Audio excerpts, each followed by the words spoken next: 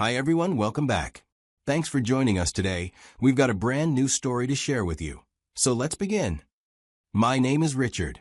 When I paid for a cruise because I wanted to spend some uninterrupted time with my girlfriend, I thought this would be the perfect way for us to relax and reconnect, just the two of us. But instead of getting that peaceful, romantic experience I had in mind, I got blindsided as my girlfriend had gone behind my back and secretly downgraded the cabin I paid for and used the money to upgrade her friends' rooms. Friends she invited without my agreement. She never expected me to do what I did next. But I did. I responded in a way that showed her and reminded myself exactly what I will and won't accept. My girlfriend Andrea and I were together for 3 years. We met through a mutual friend at a casual dinner gathering. But from the moment Andrea and I were introduced, the connection was almost instant. You know how sometimes you meet someone and the conversation just flows like you've known each other for years? That's how it was with her. We talked most of that night. What really pulled me toward Andrea was her energy. She was lively, confident, and never ran out of things to say. She would tell me, after that, what drew me to her was how I listened. She had people in her life who made her feel invisible, who brushed off her opinions or acted like her feelings were too much. With me, she said she felt seen. That meant a lot to me. I think we both found something we needed in each other. After that night, we stayed in touch. Texts turned into calls. Calls turned into meetups. And within 3 months, we were officially dating. The beginning was exciting, like most relationships are. It wasn't perfect because no relationship is, but it felt worth building on. About a year into our relationship, Andrea made a big decision. She quit her corporate job to focus on starting her own freelance agency. I supported her fully. I admired her ambition, even though deep down I worried about the risks. She was confident she could make it work, and I believed in her enough to stand behind her choice. But as time went on, the agency didn't take off as quickly as she'd hoped. Clients came in slowly. Money was tight. Eventually, she asked if she could move in with me to save on rent while she kept building the business. I didn't hesitate. I told her yes. From that point on, we started sharing not just space, but everything else: bills, chores, routines, and more emotional weight than before. And while things weren't always smooth, I chose to stay because I genuinely cared for her. I saw the best in her, even when her flaws showed up. Andrea could be difficult sometimes. She's the kind of person who wears her emotions right on her face. You never had to guess how she was feeling. She'd let you know, loud and clear. If something upset her, she reacted fast. She's what people would call a hothead. Arguments with her could start over something small and simple, and suddenly it felt like we were having a courtroom debate. The thing is, she didn't like being told she was wrong, even when she knew deep down she was. She'd argue her point hard, and if I tried to explain my side, she'd either double down or go quiet, but rarely would she say the words, "You're right, I was wrong," but I believed in growth. She said she was working on it, and she didn't want to be so defensive all the time. I trusted that effort, because when she wasn't arguing or shutting down, Andrea was genuinely fun to be around, full of opinions and ideas. You could never call her dull, that's for sure. And even when we disagreed, I never doubted that she had a good heart buried under the attitude. She used to say things like, "Without me, your life would be one big nap." And I'd laugh, because she wasn't entirely wrong. I'm not the type who lives for parties or spontaneous group hangouts. I like peace. I like routine. A good evening for me is ordering takeout, putting on a show, and just sitting with someone I care about, talking about anything or nothing. Andrea, on the other hand, thrived on movement. Brunches, late-night drinks with friends, weekend road trips. She liked noise, people, attention. It's how she recharged. The exact opposite of how I recharge. That difference between us created tension sometimes. She'd make comments, half joking, but not really, like, "Why don't you ever want to go out?" Or, "I feel like I'm the only one making memories in this relationship." Meanwhile, I was thinking, I'm just trying to make it to the weekend without being completely drained. Working in customer support at a bank means I spend 8-9 hours a day listening to people complain, panic, argue, and demand on the phone nonstop. By the time I get home, my brain feels like it's been chewed up and spit out. I'm not trying to avoid fun, I'm just tired. That mismatch always hovered in the background. It wasn't enough to break us, but it was enough to make us both feel a little unseen. She thought I wasn't putting in effort. I thought she didn't understand me. And even though we never said it out loud, I think we both knew we were speaking two different emotional languages. We just kept trying to meet in the middle, hoping the other would stretch a bit further. As our third anniversary started creeping up on the calendar, I found myself really thinking about what I could do that would feel meaningful, not just another dinner or another gift card moment. I didn't want something recycled or generic. Andrea and I had been through enough ups and downs that I wanted this one to feel different, like something that said, I still choose you. I started tossing around ideas in my head during slow moments at work, but nothing felt quite right. Then I remembered something Andrea had mentioned months ago, almost in passing. She'd been scrolling through her phone, showing me pictures of her cousin's cruise, and said, we should totally do one someday. I want to dress up and eat those late-night buffets and watch the sunset over the water. She wasn't just talking. Her eyes lit up when she said it. The idea of a cruise sounded exciting to her, but to me, it made my stomach twist.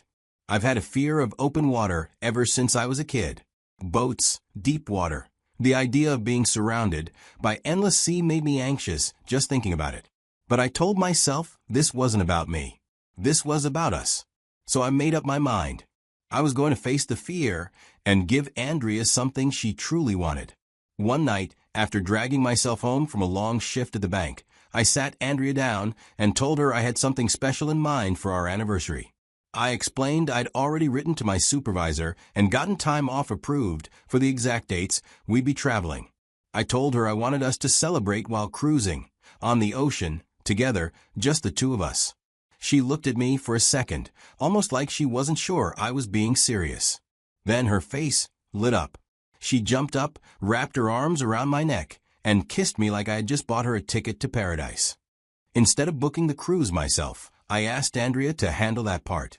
She had mentioned a particular cruise liner before, some brand she liked that had nicer restaurants, better shows, and cabins with floor-to-ceiling windows. I figured if I tried to do it myself and picked the wrong company or wrong ship, there'd be a good chance she'd find something to complain about. But if she picked it herself, she'd get exactly what she wanted, and I wouldn't hear, "Why didn't you just let me do it?" later. Plus, if anything went wrong, she couldn't blame me for not listening. That same night, she grabbed her laptop and got to work immediately, scrolling through cruise packages and ship layouts. She looked happy, focused, and even. After an hour or so, she told me she'd found the perfect one. It lined up perfectly with our anniversary week. We'd be sailing during the actual date, which made the whole idea feel even more special. I remember lying in bed that night thinking, this might actually be the most thoughtful thing I've ever done for her. I didn't know what was coming. I had no clue how far off this dream was from the reality that would hit me days later. But at that moment, it felt perfect. 2 days after Andrea booked the cruise, we were having a quiet evening at home when she suddenly asked if I'd be okay with a few of her friends joining us on the cruise. She tried to sound casual about it, like it wasn't a big deal. But for me, it was a big deal. I'd been looking forward to this trip as a chance for just the two of us to spend quality time together. This was supposed to be our anniversary trip, and in my mind it was meant to be romantic, private, and special. So when she asked, I didn't hide how I felt. I told her honestly that I wasn't too keen on the idea. I reminded her that I planned this with us in mind. She looked at me for a second, kind of unreadable, then shrugged and said, "It's just an idea, don't worry about it." And that was that, or at least I thought it was. I really believed the issue had been dropped as Andrea didn't mention her friends again. I figured we were back on the same page. But just a few days before the cruise, we got into a serious argument, one that hit deeper than usual. I won't go into all the details, but it was about something she did that crossed a line for me. I felt disrespected, plain and simple. I tried to explain why I was upset, but she didn't take it well. Instead of working through it, she shut down, acting cold while being distant. For the next few days, our conversations were dry and robotic, where nothing real was being said. After I had cooled off, I kept trying to reconnect. I thought maybe she just needed space and would come around before the trip. I even tried to make jokes to lighten the mood, but nothing really got through. When I brought up the cruise and talked about how excited I was, she brushed me off. It was like she was physically there, but already somewhere else mentally. And the more I tried to talk things out, the more she pulled away. I just hoped, maybe foolishly, that the trip would fix things, that we'd get on board, settle in, and finally have a moment to reconnect and breathe. But I had no idea what was really coming. When Andrea and I pulled up to the harbor on our departure morning, bags in hand and cruise tickets printed, I was hopeful. I've always had a fear of water, but more than anything, I was looking forward to us spending some real, uninterrupted time together. Now, the check-in area was packed. People everywhere, families, couples, cruise staff shouting directions. It was a bit of a madhouse. Andrea seemed strangely in control, though. The moment we walked in, she rushed straight to the counters. She didn't say much, just handed me my bag and said, "I'll sort things out." I didn't think too much of it at first. Maybe she wanted to handle the details. She can be particular like that. But when one of cruise staff finally handed me my key card, and I looked at the cabin number to see the type printed on it, interior room, I knew something was about to go wrong. She gave me the key to a small space with a bed, tucked away in the middle of the ship. I was confused. I thought, this has to be a mistake. I mean, my girlfriend told me she paid for a suite because we wanted it to feel special. This wasn't just another trip, it was our anniversary. So I turned to Andrea, held up the key card and asked, "Hey, is this the wrong cabin or something?" She looked at me, then she shrugged and said, "No, I changed it. Figured you could use your own space. After everything." I honestly thought she was joking. I actually waited for the smile, or for her to pull out the real key card and say, "Gotcha." But that moment never came. She was dead serious. And then I noticed her friends by the entrance, dragging along their suitcases. That's when I made sense of what was happening. Not only did she change my cabin, she actually invited the same friends I told her I didn't want tagging along. And to make it worse, I would figure out they were staying in ocean view rooms, and I was supposed to just accept being shoved into a windowless box on the lowest deck? I felt like someone had pulled the ground out from under me.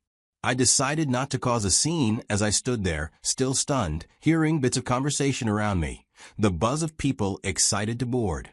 I tried talking to her again. I said, "Andrea, we're supposed to be celebrating together. Why would you do this?" Her reply, "We are together. We're on the same ship." She wouldn't budge. She had made her decision, and there wasn't a hint of regret in her voice. That's when I realized, if she could do this now, what would stop her from doing worse later? We weren't married. I had no legal tie to her. And clearly, she felt no emotional connection to me anymore. So I made a choice to pick up my bag, turn around, and walk straight out of that terminal. I didn't even look back to see if she noticed. I wasn't sure if she did. And in that moment, I didn't care anymore. As soon as I got to the parking lot, I blocked her number. Blocked her on social media. I shut down every possible way she could reach me while she floated off for 2 weeks with her friends on a cruise I paid for. I didn't want to hear excuses or fake apologies. I just wanted peace. And that was the day I chose myself. I knew exactly when Andrea would be coming back from the cruise. I still had the calendar reminder on my phone, so I used that time while she was away to get things in order. I wasn't confused about how I felt. I went through the apartment and packed up everything that belonged to her in boxes. I placed the boxes neatly in the garage, not out of spite, but because I wanted things to be clean and clear when she got back. Then I changed the locks on the doors because she had spare keys to the house. I didn't want her walking in like nothing happened. When she finally showed up, I was home. I heard her trying the key. A pause. Then knocking. I didn't open the door. I spoke through it, calm as I could. I asked her plainly, "Did you enjoy the cruise alone?" There was silence for a second. Then her voice came, sounding angry, asking why I'd left without saying a word, why I didn't tell her, why I blocked her. I let her talk. Then I told her just as calmly, Andrea, there's nothing else to talk about. We're done. Go wherever you plan to go after your vacation. You're not coming back here." At first, she got louder, defensive. Then her tone changed when she found out I was dead serious about things being over. She started begging, said she just wanted to talk, that we should at least sit down, like adults. But I wasn't interested in dragging it out. I told her again, "Andrea, we're not doing this. This isn't a debate. The decision's already made." She stayed outside for a while, thinking maybe I'd open the door if she waited long enough. I didn't. Eventually, she left. A few hours later, she called me using a friend's phone. I answered. She asked how we were going to settle things. I told her there's nothing to settle. I'd already packed her things, and all she needed to do was choose a time to come and get them. That was it. She eventually picked a day, and I gave her a time. When she showed up on that day, I opened the garage for her and stayed by the door while she walked in. She didn't say much as she occasionally looked at me, like she didn't recognize the version of me that wasn't taking her back, like she was still trying to figure out how serious I was. But I didn't flinch or smile. I just waited quietly while she loaded her things into her car. She left without another word. After the breakup, I thought things would slowly fade into silence. But when I run into mutual friends, they end up asking the same thing in different ways. What happened between you and Andrea? And I could already tell by the way some of them asked that they had heard a version of the story that didn't match reality. Apparently, Andrea had been telling people that we just fell out of love. She made it sound like we both calmly agreed to end things, like we were on the same page. But we weren't. Not even close. She made a decision that completely disrespected me, and I responded by choosing to walk away. That wasn't falling out of love. That was betrayal followed by self-respect. At first, I didn't want to get into the details. But the more I stayed quiet, the more I realized how easy it was for people to believe her version, especially since she got ahead of the story. And I just couldn't sit with that. I wasn't going to let the final chapter of our story be a lie. So whenever a mutual friend brought it up, I told the truth. I told them how I had paid for a cruise so we could celebrate our anniversary together. How Andrea, behind my back, downgraded the cabin I paid for just so she could upgrade the cabins of friends I never even wanted on the trip. I explained how she did it without telling me, and how she expected me to play along. And I told them that when I realized how little she respected me, I chose to leave. Some people were shocked. Some apologized for assuming things. But I didn't care about their reactions. I wasn't sharing the truth to convince anyone to take my side. Thank you for watching.